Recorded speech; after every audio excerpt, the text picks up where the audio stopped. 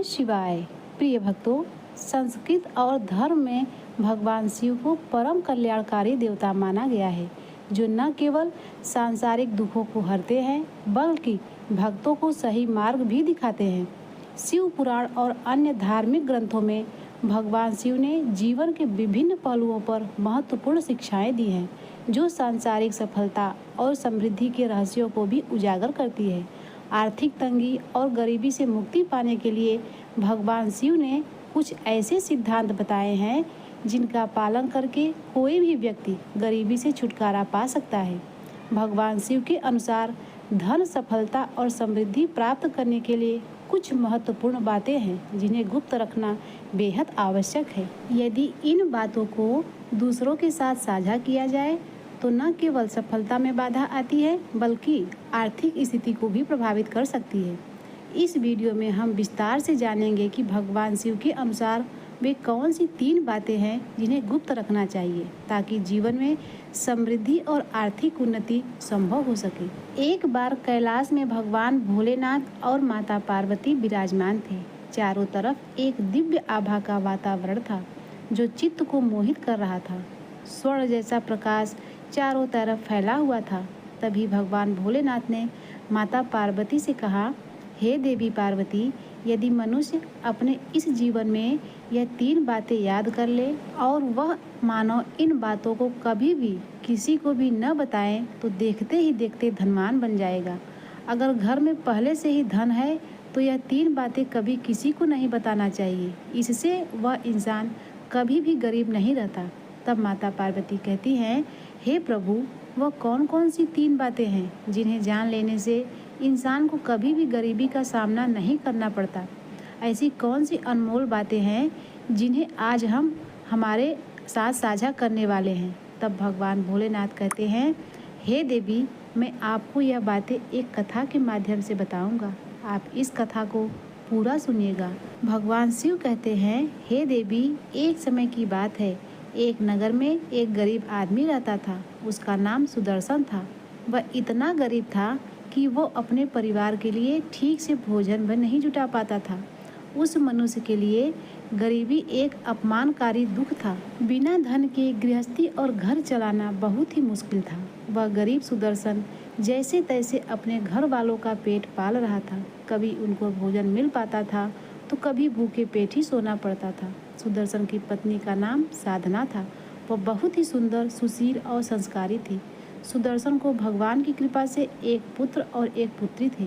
एक दिन सुदर्शन की पत्नी ने कहा, हे स्वामी, हमारे पास तो धन ही नहीं है। सुबह को खा लेते हैं तो शाम की उम्मीद भी नहीं होती कि भोजन मिलेगा, और यदि हम शाम को खा लेते हैं तो सुबह की उम्मीद नहीं होती। आखिर ऐसे कब तक चलेगा? मैं जैसे तैसे घर चला लूँगी, लेकिन आप धन कमाने के लिए परदेश चले जाएं, अन्यथा हम ऐसी ही गरीबी में अपने प्राण भी नष्ट कर बैठेंगे। भूख से ही हमारे परिवार की मृत्यु हो जाएगी। इस प्रकार से हमारे परिवार का गुजारा नहीं चलेगा। मनुष्य के पास चाहे कितना भी धन हो, लेकिन अगर उसके पास कोई काम नहीं है तो वह धन भी बेकार होता है। अगर हम कुछ नहीं करेंगे तो अपने बच्चों को कैसे पालेंगे? भूखे मरने से अच्छा है कि किसी के यहाँ पर छोटी मोटी मजदूरी ही कर ले। अब पत्नी की बार बार कहने पर सुदर्शन धन कमाने की आस लेकर घर से निकल पड़ा। वह जंगलों के रास्ते से परदेश के लिए रवाना हुआ। चलते चलते वह एक जंगल में पहुंच गया। सुदर्शन बेचारा दूर की यात्रा तय करके जा रहा था, इसलिए वह थक चुका था। वहीं चलते चलते सुदर्शन ने देखा कि आगे एक छायादार बरगद का पेड़ है। उस पेड़ की लंबी लंबी शाखाएं थी।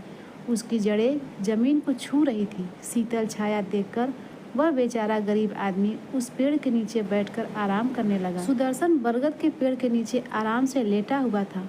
तभी उसने देखा कहीं से एक सांप आया और वह सर्प उसी पेड़ पर चढ़ गया। सुदर्शन उस सर्प को गौर से देख रहा था। तब वह सोचने लगा कि यह सर्प इस बरगद पर क्यों चढ़ रहा है और अब यह क्या करेगा। तभी उसने देखा कि उस पेड़ की डाल पर तोता और मैना का घोंसला था। घोंसले में तोता और मैना के बच्चे रखे हुए थे। सांप को देखकर तोता और मैना के बच्चे डर के मारे चिल्लाने लगे। वह गरीब आदमी देखते ही समझ गया यह दुष्ट सांप इस बच्चों को खाने आया है। सुदर्शन सोचने लगा कि मैंने इन बच्चों को देख लिया है, अगर अब भी मैं इन्हें नहीं बचाता हूँ तो मुझे बहुत पाप लगेगा। बच्चे तो बच्चे ही होते हैं, चाहे वे इंसान के हों या किसी पक्षी के। बच्चों की हमेशा रक्षा करनी चाहिए।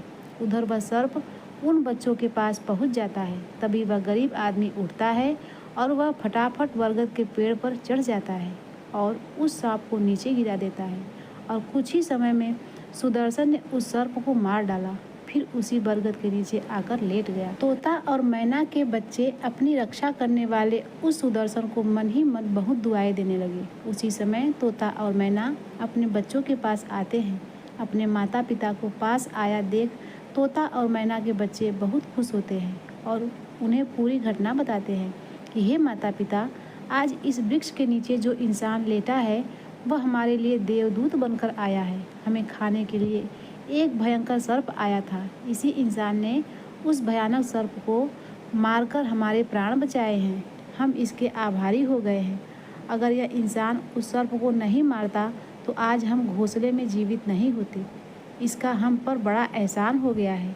अपने बच्चों के मुख से उस मुसाफिर की प्रशंसा सुनकर तोता और मैना बहुत खुश होते हैं। तोता और मैना उस गरीब आदमी के पास पहुंच जाते हैं और कहते हैं, हे मनुष्य, तुमने आज हमारे बच्चों की जान बचाकर हमें अपना आभारी बना लिया है। आप कौन हो और कहाँ जा रहे हो? तोता और मैना के पूछने पर सुदर्शन कहता है, हे पक्षियों, मैं एक गरीब आदमी हूँ और धन कमाने के लिए परदेश जा रहा हूँ। सफ़र में थक कर हार कर इस बरगद की छाया में बैठकर आराम करने लगा। तब मैंने देखा कि एक दुष्ट सर्प तुम्हारे बच्चों को खाने के लिए तुम्हारे घोंसले के पास जा रहा था। मैंने उसे तुरंत ही मार डाला। फिर तोता और मैना बोले, भाई, तुमने हम पर बहुत बड़ा उपकार किया है। संसार में सबसे बड़ी खुशी बच्चों से ही होती है। बच्चों से अधिक प्रिय तो किसी को कोई नहीं होता। आप भी तो धन कमाने अपने बच्चों के लिए ही जा रहे हो। अब आपने हमारे बच्चों की जान बचाई है तो हम आपके बच्चे की भूख मिटाना चाहते हैं। तब उन्होंने बताया, हम हमेशा कीमती मोती लाते हैं और हमने सुना है कि यह मोती मनुष्यों के लिए बहुत ही मूल्यवान होते हैं। हम तुम्हें कुछ मोती दे देते हैं। तुम उन्हें बेचकर बाजार से खाने पीने का सामान ले आओ और आज से ही रहकर हमारे बच्चों की देखभाल करते रहना। हम तुम्हें इसी तरह रोज़ कीमती मोती लाकर देते रहेंगे। तोता और मैना की बात सुनकर सुदर्शन खुश हो गया। वह सोचने लगा कि अगर यही धन मिलेगा तो बाहर क्यों जाऊं। अब सुदर्शन तोते से कुछ मोती लेकर बाजार गया और अपने खाने पीने का सामान खरीद लाया। उस वृक्ष के नीचे उसने एक झोपड़ी बना ली और वहीं रहने लगा। वह तोता मैना के बच्चों की देखभाल करने लगा। अब तोता और मैना निश्चित होकर उन्हें अपने बच्चों की रक्षा करने वाला मिल गया था। वे सुबह भोजन के लिए उठ जाते और शाम को लौट कर आते। अपने बच्चों को सुरक्षित देखकर वे बहुत खुश होते हैं और उस गरीब आदमी का धन्यवाद करते हैं, उसे कुछ मोती लाकर देते हैं। इस तरह धीरे धीरे 2 महीने बीत गए। इधर तोता और मैना के बच्चे भी बड़े हो गए। अब उस गरीब आदमी को अपनी पत्नी और बच्चों की याद आने लगी। एक दिन उसने तोता और मैना से कहा, मैं जाना चाहता हूँ, पता नहीं मेरी पत्नी और बच्चे कैसे होंगे। तब तोता और मैना बोले, हे भाई, अब तुम निश्चिंत होकर अपने घर जाओ और अपने बच्चों के साथ रहो। हमारे बच्चे भी अब उड़ने के काबिल हो गए हैं। अब कोई भय नहीं है। तुम अपनी पत्नी और बच्चों को देखो। कभी मिलने का मन हो तो इसी स्थान पर आ जाना। इतना कहकर तोता और मैना ने उसे ढेर सारे मोती दे दिए। अब सुदर्शन वे मोती लेकर अपने घर पहुंचा। उसने अपनी पत्नी को दिखाए तो वह बहुत प्रसन्न हुई। उसने पूछा, हे पतिदेव, यह कीमती मोती कहाँ से लाए हो? यह तो बहुत सुंदर और मूल्यवान लगते हैं। तब सुदर्शन ने बताया, हे प्रिय, मैं बीते 2 महीने से तोता और मैना के यहाँ नौकरी कर रहा था। उन्हीं ने मुझे यह मोती दिए हैं। इन्हें बेचकर हम घर बनवाएंगे, बच्चों के लिए अच्छे वस्त्र लाएंगे और तुम्हारे लिए भी नए गहने बनवाएंगे। अब सुदर्शन ने उन मोतियों को बेचकर नया घर बनवाया और आराम की ज़िंदगी जीने लगा। इधर नगर के राजा प्रताप सिंह का एक अजीब रोग से ग्रसित थे। बड़े बड़े वैद्य आए, उपचार किया पर कोई लाभ नहीं हुआ। एक दिन एक वैद्य ने कहा, महाराज, अगर आपको तोते के बच्चे का मांस मिल जाए तो आप हमेशा के लिए ठीक हो सकते हैं। यह सुनकर राजा ने घोषणा करवा दी कि जो कोई उन्हें तोता ला कर देगा उसे सोने के सिक्के दिए जाएंगे। बात पूरे राज्य में फैल गई, पर किसी को तोता नहीं मिला। एक दिन सुदर्शन की पत्नी ने पड़ोस की स्त्रियों को बातचीत में यह चर्चा करते सुना। एक स्त्री बोली, बहन, राजा ने तोते का बच्चा मांगा है, जो भी देगा उसे सोना मिलेगा। यह सुनकर सुदर्शन की पत्नी बोली, यह कौन सी बड़ी बात है?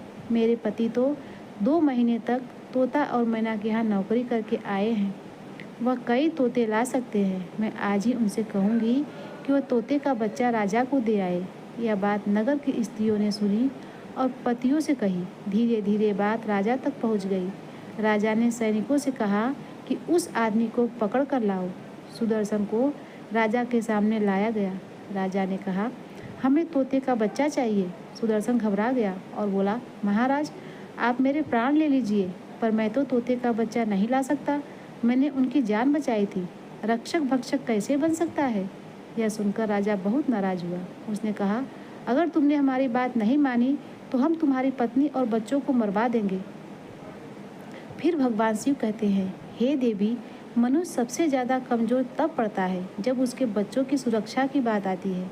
ऐसे में वह कुछ भी करने को मजबूर हो जाता है। राजा की धमकी सुनकर सुदर्शन घबरा गया। वह घर आया और अपनी पत्नी को डांटने लगा। बोला, तुमने यह क्या कर दिया? तुम्हें समझ नहीं है? तुमने नगर की औरतों से क्यों कहा कि मैं तोता और मैना के पास था? यह बात राजा तक पहुंच गई है। अब सुनो हे प्रिय।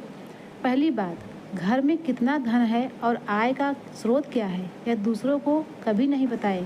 दूसरी बात, पति पत्नी के प्रेम की बातें भी बाहर वालों के सामने न कहें। तीसरी बात, घर की लड़ाई झगड़े और मतभेद की बातें दूसरे के सामने न रखें। चौथी बात, अपनी कमजोरी दूसरों के सामने कभी भी बतानी नहीं चाहिए और अपनी उन्नति का राज भी किसी को नहीं बताना चाहिए। जिन बातों को कहने से आपके परिवार पर दुख आ सकता है, वे बातें कभी बाहर नहीं करनी चाहिए। खासकर उन बातों को अपनी स्त्री से न कहें जिन बातों से घर की मान प्रतिष्ठा नष्ट होती हो, परिवार पर संकट आता हो, किसी की जान जाती हो, परिवार में फूट पड़ती हो या आपके रिश्ते खराब होते हो। क्योंकि कहा जाता है कि स्त्रियों के पेट में इस तरह की बातें नहीं पचती। सुदर्शन बोला, हे प्रिय, तुम्हारी यह गलती आज हमारे परिवार को मौत के मुंह में डाल रही है। यदि तुमने इस बात को छुपा लिया होता तो आज हम निर्भय होकर अपने घर में आनंद की जिंदगी जी रहे होते। अब राजा की आज्ञा है तो मुझे तोते का बच्चा लाकर देना ही पड़ेगा, लेकिन ऐसा करने से मैं पापी कहलाऊंगा।